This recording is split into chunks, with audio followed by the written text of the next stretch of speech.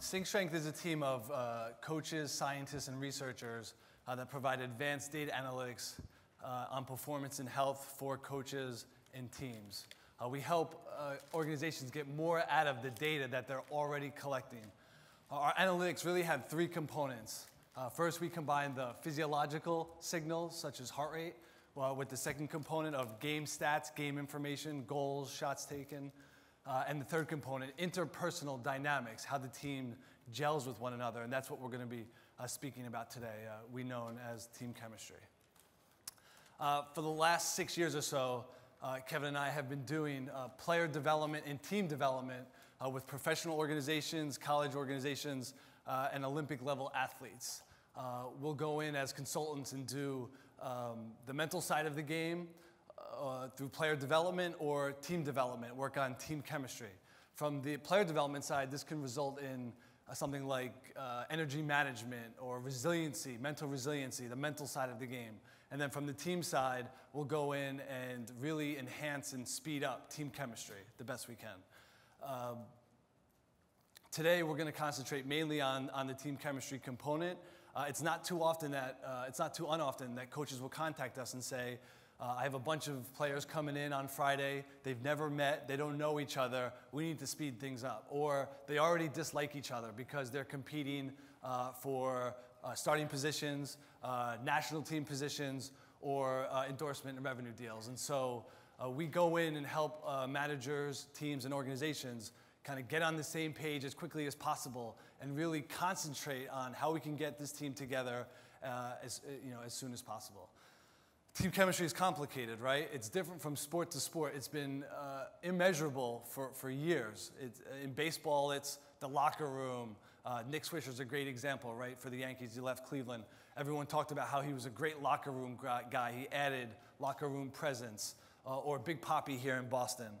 In soccer, for a team like FC Barcelona, the players come up together for years and years, and they put a lot of time and energy into the development of those players on the field and off the field. They room together, they eat together, they study together. And then you see the result during games. You see them able to maintain possession longer than other squads, or you're able to see how they can string together passes. And then in basketball right now, no bigger issue than the Lakers, or even before that in 2010 with LeBron James, Dwayne Wade, and Chris Bosh. Everyone was wondering, could these alpha males come together and perform at a level that could lead them to a championship? They started the season 10-12, and we were all quick to push the panic button on these alpha males, right? Bill Simmons was saying, I don't think these guys are going to be able to share the ball. Or here in Boston with Rondo. When Rondo went down, everyone was like, what are they going to do? This is their key guy, right? And then the Celtics went on and are still playing pretty good basketball. Or most importantly now, out in LA, there's almost a catastrophe of team chemistry, right? The Lakers were definitely prospected to go to the playoffs, right? They may miss the playoffs this year. It's clear that they have a team chemistry issue. Dwight Howard and Kobe Bryant can't get along, right? It's in the headlines. They're talking about it. Usually the players aren't talking about it. In this case, Dwight Howard's actually talking about it. Read this quote here. Chemistry is something we have to do to get better. We don't have to play like we like each other, even if we don't want to be friends off the court, whatever that may be. When we step in between the lines or we step in the locker room or the gym, we have to respect each other and what we bring to the table. And so here is a player talking about team chemistry. I'm sure everyone knows who he's talking about in the lack of respect factor. But this is an issue in sports. This has been difficult for scientists to measure. My background is in neuroscience. I've trained at some of the local institutions here. I was originally a Division I soccer player, interested in the mental side of resiliency and how teams can come together. After that, I studied neuroscience and received a master's degree in neuropsychology.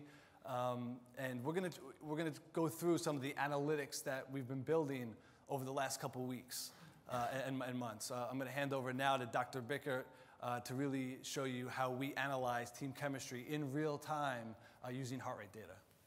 Thanks, Dan. So my interest, unlike most of you, comes from neuroscience and medicine. I'm an MD PhD student at Boston University, and there my PhD dealt with the brain characteristics that differentiated people with more social connections than those with less. And coming from that perspective, I know that looking at interplayer dynamics and interpersonal connections is a really important thing, not only in sports, but also in health. Many of you probably know about Framingham Heart Study and where connections and influences of multiple health factors can create population-wide impact on health, wellness, and things like this. And we want to apply similar models like that to predict performance outcomes. It's not too dissimilar from outcome-based medicine. So with that, I want to tell you a little bit about how we're going to do it and what we use in what we use to gauge interplayer dynamics. We use this concept called synchrony, and specifically synchrony between players' heart rates. And we, in our analysis of synchrony, look at how closely players' heart rates change with one another. And it all comes back to a concept that has been around for some time. Your own MIT professor, Steven Strogatz, wrote a book on sync and talks about how this phenomenon is pervasive across all of nature. And not only is it in humans, but it's in all kinds of species, and it might be something that gives us evolutionary advantages, like protecting us against predation. It's been found as far back as ancient dances, and is included in cultures that tighten the fabrics of these communities. You can find it in military, where soldiers march in sync to tighten bonds and cooperativity. You can find it in sports, where teams practice and prepare for battle in sync with their warm-ups. But in the labs, it's been studied using very controlled environments and very controlled ways of collecting measurements on human beings during social interactions. And what they find is that people that are more in sync tend to do better together. So if it's a patient that's more in sync with their doctor, they tend to have better health outcomes. If it's a marital couple that's more in sync, they tend to stay together longer. They have a more stable relationship outside the lab. If it's a mother and infant that are more in sync in the lab, the infant tends to grow and adjust better to social interactions in their later life. And if it's colleagues that are more in sync in the lab, they tend to collaborate and cooperate better outside the lab.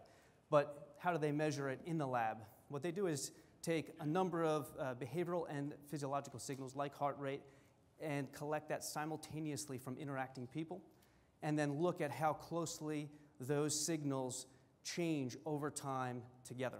And so here I'm showing heart rate synchrony from a couple of people that are in sync, and on your right, heart rate synchrony, heart rates that are out of sync. And so you can imagine that people differ in how in sync they are with one another, and this tends to show up in the physiology, as I'm showing you here, but also in behavioral cues like making eye contact and gestures and things like this. And so we use this concept, not surprisingly, to look at synchrony in athletes. And it's surprising to us that this scientific concept that's been around long in the scientific world, but also it's a phenomenon that's pervasive in nature, as I described, that it hasn't been applied to team sports. It seems like a natural application to team chemistry. And so we took the opportunity to actually look at that in team sports. And simply, we look at players that are playing together during games and wear heart rate monitors, and we capture that data and look at whether there is synchrony between their heart rates, and I'm just showing two signals here, but we take it from the entire team, and we translate that into a network graph. And I'll explain this in a little bit more detail as we go on, but the network graph, you should know, doesn't show players on a field with respect to their position on the field, but instead shows the players' relationship to each other. So the proximity of the players in this network graph to one another reflects how closely in sync their heart rates are during the game. And I'm going to show you how this evolves over a game, and Dan and I are going to break down a couple plays in heart rate synchrony using this network graph so that you can see how this relates to the events in the game. With that, I'm going to show you two data sets, one on Division I women's soccer team and another on a Division I men's basketball team. And to orient you to how the network graph evolves over time, second by second within a game, you can see this is a soccer team where we're reflecting midfielders with circles, defenders with squares, and forwards with triangles. The connections between them reflect the strength of synchrony between their heart rates. Their position, again, in this network graph has nothing to do with their position on the field, but rather has to do with the degree of synchrony between their heart rates during the game, evolving second by second. You can see some of the events rolling through and try to make your own inferences from it. We've analyzed this in quite some depth and broke down game footage and really tried to apply some knowledge about the synchrony that we see in this network graph with the actual events of the game. And so let's dive into that. I see you guys mesmerized over there by this network graph. It's fascinating, and you know, you can think about a million different ways to try to begin interpreting that. And we've got some sophisticated ideas about how to break down the global network behavior that we're seeing here and understand events. But let's start with one play in soccer. This is in overtime in an important game, and just to know a little bit more about the team. Yeah, let me give you a little bit of background. So, two top 25 ranked Division I college soccer teams. Most of the players on the field are playing at the national team level, U18, U20, U21, and this is an important game. And so these are rivals facing off against one another with a lot at stake. And so just to walk you through this play, this is an outside defender who's got a long chuck, about 25 yards. And she throws the ball into the box. And so this is someone who's basically, imagine from a soccer play, this is you know, service or a cross, but she can reach the 6-yard box with a throw. And so she's going to toss it into the box, and it's basically going to turn into, you know, what you'd normally see in a soccer game, a fray.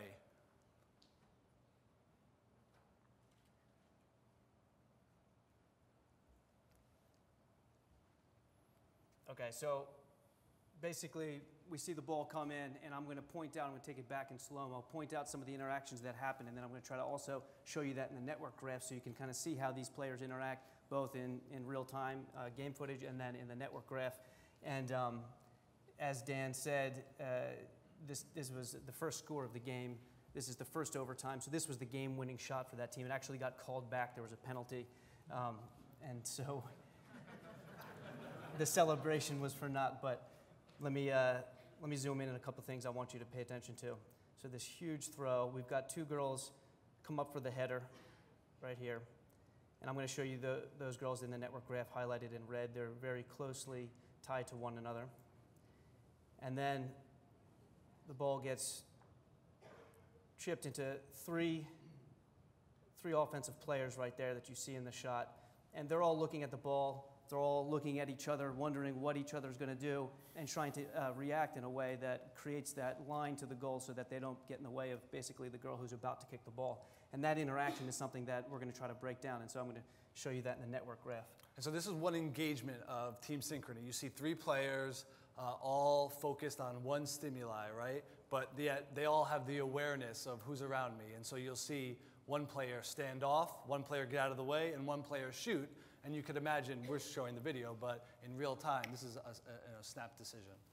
And then the team celebrates. I just want to call your attention to that because we're going to see that in the network graph as well.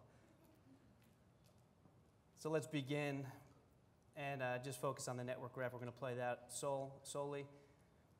The throw-in is going to happen. The two players that had the ball are going to turn red. You can see they're closely tied together. And then the three players that reposition to kick the goal connect with one another. Goal is kicked. And then they react in celebration. And you see how they tie together with a similar reaction. But let's play that again. I'll just drag through it. And so I want you to pay attention also. There's a player up there that's disconnected, and there'll be another player that becomes disconnected as well. And those are the two players that interact with the player who actually kicks the goal. And one of them you saw in the video, gets out of the way, and the other one actually tries to get a foot on it. And so those players connect as soon as they start to reposition for that ball. Players that go up for the header, and now you see the two players that aren't connected. Boom, they connect, reposition, get out of the way, goal is kicked, they score, team reacts.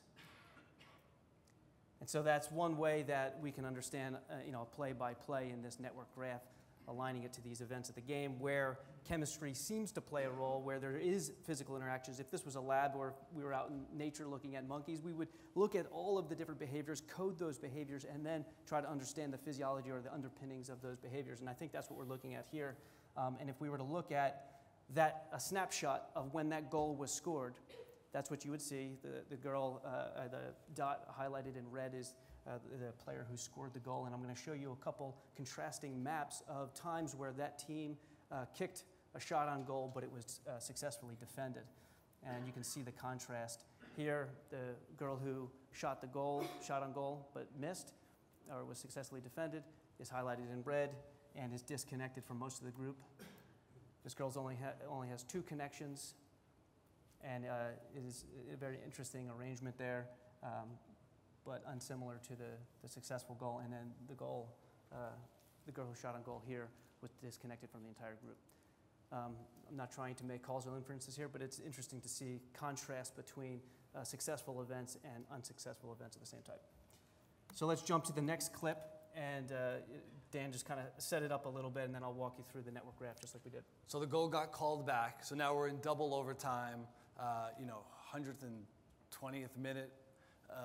We have a direct kick from about half field. So you'll see about a 30-yard chip from a defender into the box, similar fray, a flick on by one of the defenders, and then another forward runs on, one times it, goal scored, game over.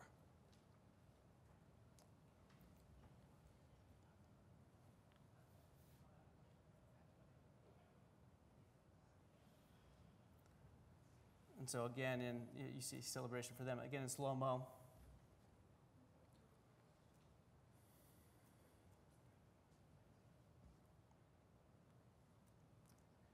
You guys might already be seeing interesting things that we want to talk about, but let me highlight a few things that we're interested in their interactive behavior. So taking this slow-mo clip, you can see here 2 players that are out of the play almost completely. Upfield, and then where the ball is headed, you see 4 or 5 players that are in the play, all looking at the ball, and I want to highlight that for a moment. As the ball comes in, you see 4 or 5 players that are in the view right there, all looking up at the ball, preparing for reacting to the ball and to the rest of the team, and this one player who is off to the left of the screen, who's not looking at the ball at all and lets her mark go. Let me pause that and just run it back here. So you can see number 20 off to the left of the field, off the left of this view, looking in the opposite direction. Everybody else is looking at the ball coming in. Number 20 is looking the opposite direction. What actually happened was her mark got away from her and ended up kicking the goal. And we're going to watch her leave that mark. And then there she is all the way in the corner. Her mark scores the goal, and then the camera comes back to her, and she's got her hands on her head there. So she clearly messed up. She shut off. Her mark got away, and this happens often. And so we're going to watch that in the network graph, and you're going to see that she disentangles from the group early on. That's her. She breaks away. The rest of the group that's around when the header comes in is highlighted in red there, and she's still completely away. Goal is scored, still unconnected. Team now reacts, and they react in a similar fashion to when they were celebrating, but in this case, they're commiserating to some extent about the game loss. A very similar reaction. But you can see, if we run that back, that she broke away early on from the group and is shut off, as we would call it, whereas the rest of the group that defended the ball are all in sync next to each other. And if you were to look at similar scenarios, and here again, this is the girl that's completely disconnected from the group. That's what it looks like when the shot was successful. Here's a couple unsuccessful shots by the other team on their defense. And so you can see there's differences. There's a much more clustering between the players in all of these network graphs on unsuccessful shots by that team than this one. And again, no causal inferences need to be made, but this is descriptive, and we can understand how to look at some complex behavior of the group as a whole during these events of the play. Oops, excuse me. And so this is an example. Sometimes coaches will contact us and they'll say, we had a player who just mentally checked out, but we don't know what happened. Or I don't have any proof that he or she mentally checked out, right? Here's an example of a clear mental lapse. We don't really know where this player went for the time when the ball was kicked to the time where she left her mark go and the player came in and scored. But it's clear, you know, How many in sports and in soccer specifically, you know, one letdown like this, and it's the difference between, you know, beating a top 5 team and losing to a top 5 team. Cool. And so we only got a couple more minutes. So we're going to show you a quick basketball clip, and then we'll be around afterwards to, number one, answer questions here, and then we can show you demos of more basketball clips. I think it's pretty interesting stuff.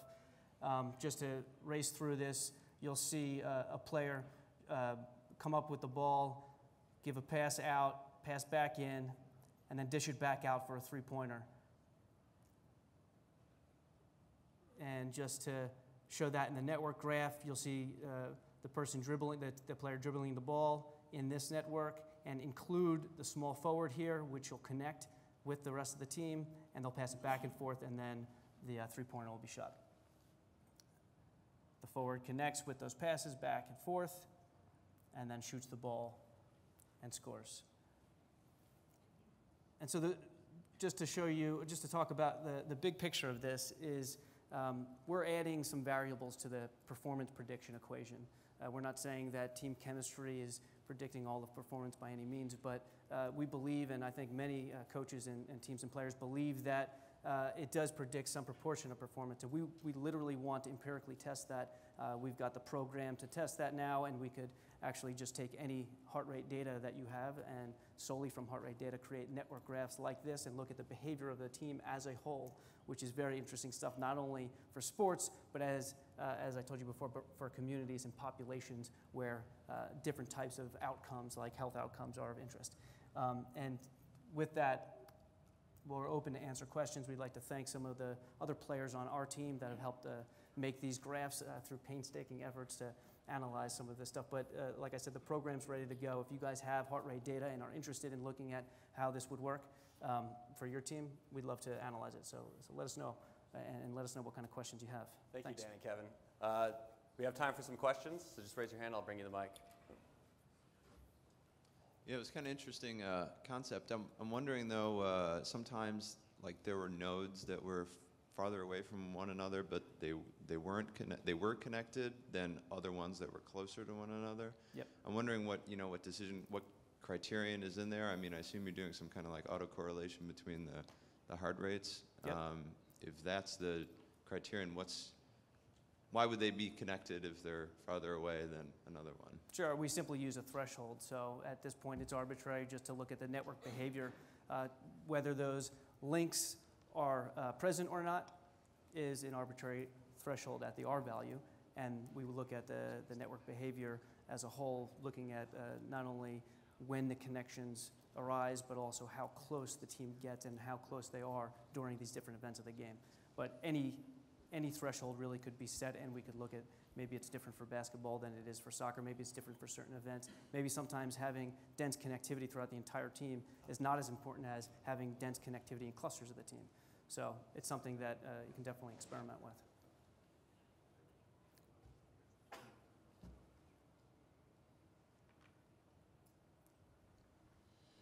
Could this at all be connected to like overachieving teams? Like for example, the Suns a few years ago, certainly less talented than some of the other teams, but getting to the Western Conference Finals because they had great team chemistry, supposedly. Is there any sort of correlation, do you think? Open question. I think I'd like to get the Suns' data and answer that question for you. I think what's interesting is when you say overachieving, it makes me think of overexerting and the physiological component of this measurement. When you have both physical and emotional and social demands on the heart rate, it becomes a very complex picture, and we're working on a lot of different approaches to separate the two drives on the heart rate so we can look at the emotional and social components of a team like the Suns and the physical demands, so we can take exertion and the emotional and social dynamic and separate those into two signals and predict performance from there. It'd be a very interesting question to answer. All right, we have time for one more question. I was wondering, through your network analysis, how you differentiate significance between necessarily a team chemistry versus just a shared understanding of the situation on the field. So the example you brought up where the two people go for the header, Are they sharing the same heart rate because they really are connected with each other on a lower, like a deeper level? Or is it just a shared understanding that there's a ball coming and their heart rate, reacts accordingly? Yeah.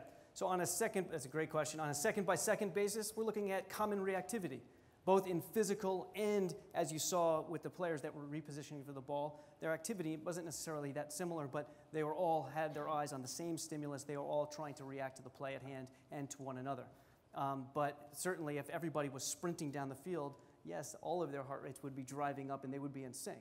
But when you think about the deeper level chemistry that you're talking about, not on a play-to-play basis, you could look at summary metrics over games and seasons with particular arrangements of players, model that data, pump one player in, take another player out and see how that arrangement did in other games. And then you start to, I think, unveil deeper, more stable bonds and the lower level chemistry stuff that you're talking about.